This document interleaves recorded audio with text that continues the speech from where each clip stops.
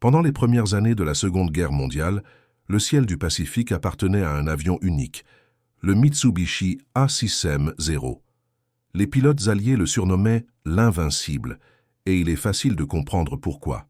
Rapide, extrêmement maniable et capable de tourner presque sur lui-même, le Zéro japonais écrasait ses adversaires avec une aisance qui inspirait la peur. Les forces américaines, encore en pleine réorganisation après Pearl Harbor, se retrouvaient souvent dépassées par la vitesse et la précision de ces chasseurs. Les pertes étaient considérables, et chaque combat aérien pouvait se transformer en cauchemar pour un pilote inexpérimenté. C'est dans ce contexte que nous rencontrons le jeune lieutenant Jack Harris. Originaire du Midwest américain, Jack a à peine 24 ans et n'a que 30 missions de combat derrière lui. Il est courageux mais encore inexpérimenté, et la plupart de ses camarades le considèrent comme un pilote prometteur, mais fragile face à la brutalité de la guerre. Comme beaucoup d'autres, Jack a grandi en lisant des récits héroïques de la Première Guerre mondiale, mais rien ne l'avait préparé à la réalité du Pacifique. L'histoire que nous allons raconter se déroule en 1942, peu après la bataille de Midway. Les États-Unis commencent à reprendre l'initiative, mais la supériorité aérienne japonaise reste incontestée. Les Zéros dominent les cieux, frappant les convois et les porte-avions américains avec une précision terrifiante. La doctrine japonaise repose sur la rapidité et l'agilité. Leurs pilotes sont entraînés à utiliser le maniement exceptionnel de leur appareil pour surprendre et détruire l'ennemi. Mais comme souvent dans l'histoire militaire, un détail, une observation, peut changer le cours d'une bataille. Ce détail, Jack Harris allait le découvrir par accident, lors d'une mission de reconnaissance qui semblait ordinaire. Ce qu'il vit ce jour-là allait non seulement sauver sa vie, mais aussi offrir aux pilotes américains une nouvelle approche pour affronter le Zéro, changeant ainsi la perception de cet avion que l'on croyait invincible. Jack décolle depuis la base aérienne de Henderson Field, sur l'île de Guadalcanal, un point stratégique dans la campagne du Pacifique. Son appareil est un F-4F Wildcat, robuste mais lent comparé au Zéro. Tandis qu'il grimpe dans le ciel matinal, le jeune pilote ressent l'adrénaline familière d'une mission de reconnaissance. Le soleil se reflète sur les océans bleus et au loin, la silhouette des îles volcaniques se dessine à l'horizon. Chaque vol est une danse avec la mort et chaque erreur peut être fatale. Alors qu'il patrouille à haute altitude, Jack repère des silhouettes familières sur l'horizon. Les Zéros japonais. Ils volent en formation serrée, rapide et précis, comme une nuée de rapaces planant sur leur territoire. Les premières secondes sont cruciales. Les pilotes américains savent que la confrontation frontale est synonyme de catastrophe. Le Zéro peut tourner plus rapidement que le Wildcat et accélérer brutalement pour surprendre un adversaire inattentif.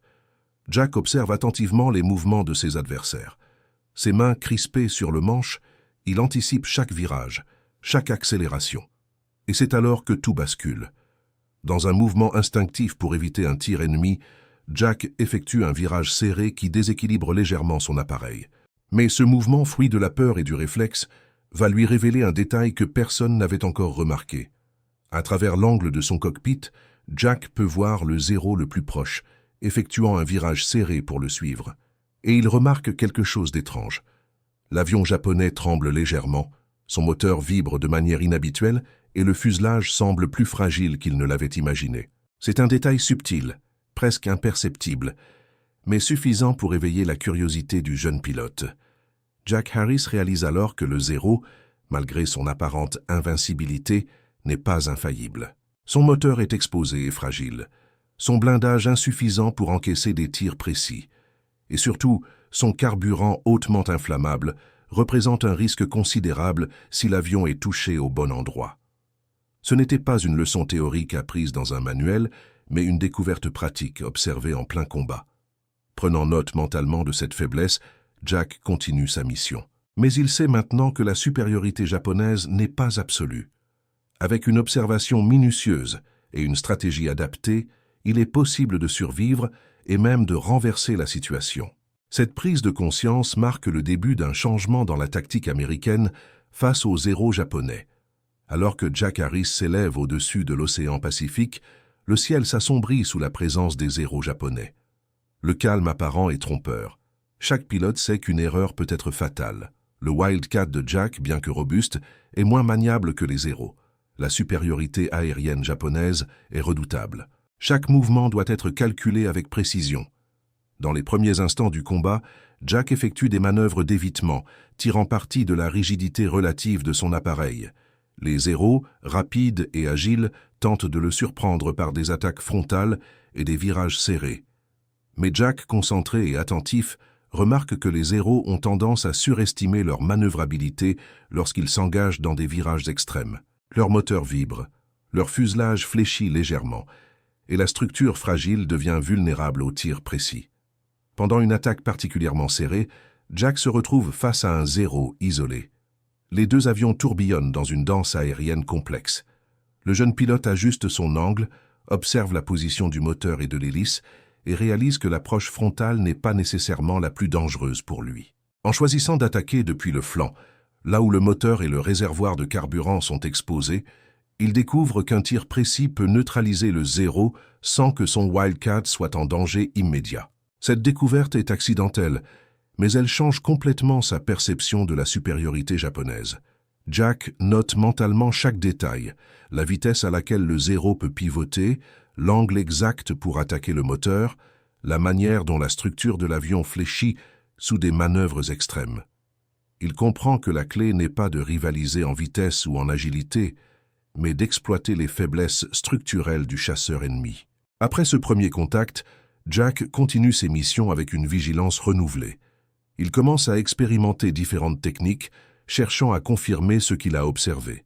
Il teste les attaques en piqué, les approches latérales, et note les réactions des Zéros face à chaque manœuvre. Peu à peu, un schéma se dessine. Les Zéros, bien que supérieurs dans la plupart des combats frontaux, sont vulnérables lorsqu'on frappe les zones sensibles de leur moteur et de leur réservoir. Les jours suivants, Jack partage ses observations avec ses camarades pilotes. Les briefings deviennent plus précis et détaillés. Chaque tactique est discutée, chaque angle d'attaque étudié. Les instructeurs américains commencent à enseigner ces techniques aux autres pilotes, créant une doctrine informelle mais efficace pour affronter les Zéros. Lors d'une mission particulièrement intense au-dessus des îles Salomon, Jack et son escadron interceptent une formation de 6 Zéros qui se dirige vers un convoi américain. Les chasseurs japonais sont confiants, mais Jack applique sa stratégie. Plutôt que d'attaquer de front, il choisit une approche latérale et descend légèrement pour ajuster son angle de tir. Les Zéros, surpris par cette manœuvre inattendue, ne peuvent réagir à temps. Le moteur du premier Zéro prend feu et l'avion commence à perdre de l'altitude. Les autres pilotes de l'escadron observent et suivent la méthode de Jack. Un à un, les Zéros sont neutralisés ou forcés à battre en retraite. Pour la première fois, les pilotes américains réalisent qu'un Zéro n'est pas invincible, mais qu'il peut être affronté intelligemment. Ce moment marque un tournant. La peur irrationnelle du chasseur japonais laisse place à une stratégie basée sur l'observation et l'analyse des faiblesses. Jack Harris, encore jeune et inexpérimenté, devient ainsi un pionnier involontaire. Son approche, née d'un accident et d'une observation minutieuse, influence les tactiques aériennes dans la région. Les missions suivantes sont planifiées avec ces nouvelles connaissances en tête, réduisant les pertes et augmentant la confiance des pilotes américains. Après la mission réussie au-dessus des îles Salomon, Jack Harris devient progressivement une référence pour les tactiques de combat contre les Zéros japonais. Ce qui avait commencé comme une simple observation accidentelle se transforme en un enseignement précieux pour tous les pilotes américains engagés dans le Pacifique. Dans les semaines qui suivent, Jack participe à plusieurs missions de protection de convois et d'escorte de bombardiers. À chaque sortie, il applique la stratégie qu'il a découverte. Éviter le combat frontal, attaquer depuis les flancs et viser les points vulnérables du Zéro, notamment le moteur et le réservoir de carburant. Les résultats sont frappants. Les pertes américaines diminuent et les pilotes gagnent confiance face à ce chasseur autrefois redouté. L'impact de cette découverte va au-delà de l'expérience personnelle de Jack. Lors des briefings matinaux à Henderson Field, ses notes et observations sont partagées avec les autres escadrons. Les instructeurs militaires analysent chaque détail, de la position du moteur à l'angle de tir idéal, et adaptent les programmes d'entraînement. Analysant chaque détail, de la position du moteur à l'angle de tir idéal, et adaptent les programmes d'entraînement. Les pilotes apprennent à observer attentivement les manœuvres de l'ennemi, à anticiper ses réactions et à exploiter ses faiblesses avec précision.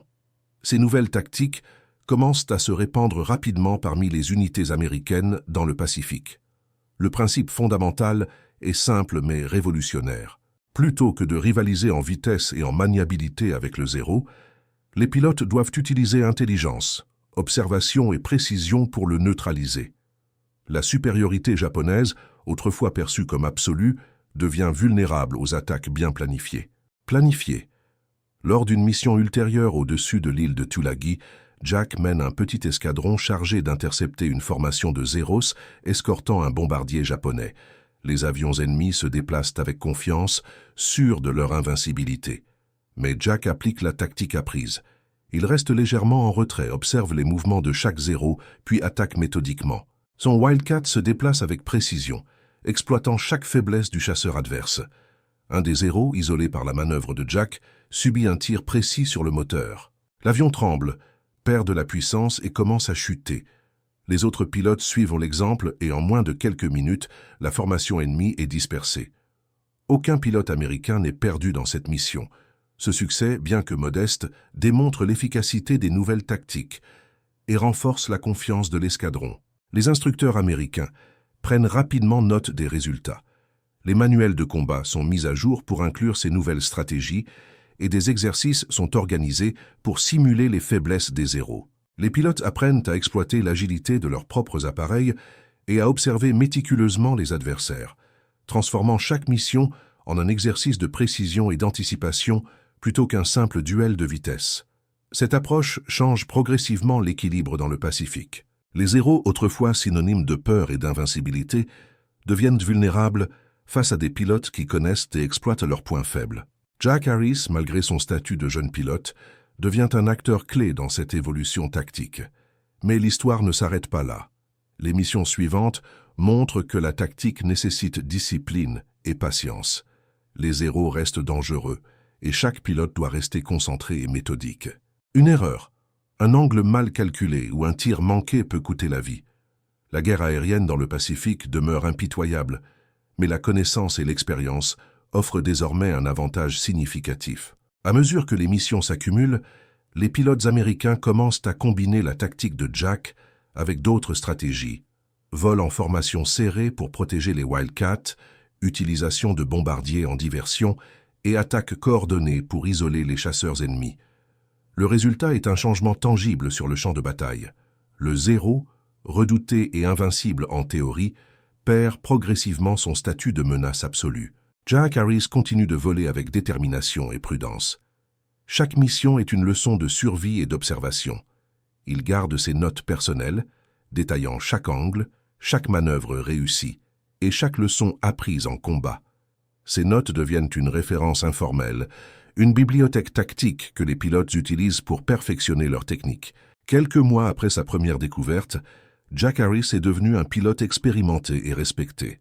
Son journal de tactique contre les Zéros, né d'un accident et de l'observation minutieuse, est désormais une référence pour son escadron et pour les pilotes américains déployés dans le Pacifique. Chaque mission qu'il entreprend est une démonstration de discipline, d'intelligence et de précision. L'histoire atteint son apogée lors d'une mission particulièrement critique au-dessus de la baie de Guadalcanal. Une formation de Zeros escorte un bombardier japonais chargé d'attaquer les positions alliées. Jack, conscient de l'importance stratégique de cette mission, prend la tête de l'escadron. Les avions ennemis sont rapides, mais Jack applique toutes les leçons accumulées depuis sa découverte initiale. Dans un balai aérien tendu et précis, Jack guide ses coéquipiers. Les Zéros, confiants dans leur supériorité, attaquent en formation serrée. Mais Jack connaît leurs faiblesses. Chaque moteur exposé, chaque manœuvre extrême qui déséquilibre l'appareil. Il ordonne des attaques coordonnées depuis les flancs, obligeant les chasseurs ennemis à se disperser. Un tir précis touche le moteur d'un Zéro isolé, provoquant des flammes et un déséquilibre immédiat. Les autres Zéros, désorganisés, deviennent vulnérables. La bataille se termine avec succès. Le bombardier est intercepté et aucun pilote américain n'est perdu. Pour la première fois, un escadron américain affronte un groupe de Zéros avec une confiance renouvelée, transformant la peur en stratégie et en efficacité. Jack Harris par ses observations et son courage, a changé la manière dont les pilotes américains voient et affrontent ce chasseur japonais autrefois invincible. Mais au-delà de cette mission, l'impact de sa découverte se répand. Les instructeurs adaptent les manuels, les tactiques sont enseignées aux nouvelles recrues, et chaque pilote apprend à observer, analyser et exploiter les faiblesses de l'ennemi. Ce qui avait commencé comme une simple manœuvre instinctive devient une doctrine non officielle, mais efficace, qui influence le cours des combats dans le Pacifique. L'histoire de Jack Harris illustre une leçon universelle. La supériorité technique ou la réputation d'invincibilité n'est jamais absolue. Dans la guerre, l'observation, l'analyse et la stratégie peuvent transformer un désavantage apparent en avantage décisif. Le Mitsubishi A6M0, symbole de puissance aérienne japonaise, reste un avion remarquable, mais il n'est pas sans faille. Un œil attentif et un esprit stratégique peuvent révéler ses vulnérabilités et changer le cours d'un combat. À travers cette histoire, nous comprenons également le rôle de l'innovation tactique individuelle dans un conflit global. Jack Harris n'était pas un général célèbre, ni un pilote légendaire aux exploits exagérés. Il était un jeune homme avec des instincts aiguisés, une capacité d'observation et le courage de tester ce qu'il avait découvert. Et grâce à lui, un avion invincible est devenu un adversaire qu'on peut comprendre, étudier et vaincre. Le Pacifique reste un théâtre de guerre brutal et imprévisible. Mais les histoires comme celle de Jack rappellent que la connaissance et l'ingéniosité peuvent égaler la puissance brute. Chaque pilote qui a suivi sa tactique a survécu un peu plus longtemps, a protégé ses camarades et a contribué à inverser le cours d'une guerre qui semblait au début insurmontable. Aujourd'hui, des décennies après ces événements, l'histoire de Jack Harris est un témoignage silencieux de courage, de perspicacité et de la force de l'esprit humain face à l'adversité. Le Zéro japonais, autrefois invincible dans le ciel du Pacifique, demeure un symbole de la complexité et de la fragilité de la guerre. Et l'histoire de ce jeune pilote nous rappelle que parfois, la victoire tient à un détail qu'on découvre par accident, mais qu'on sait exploiter avec intelligence.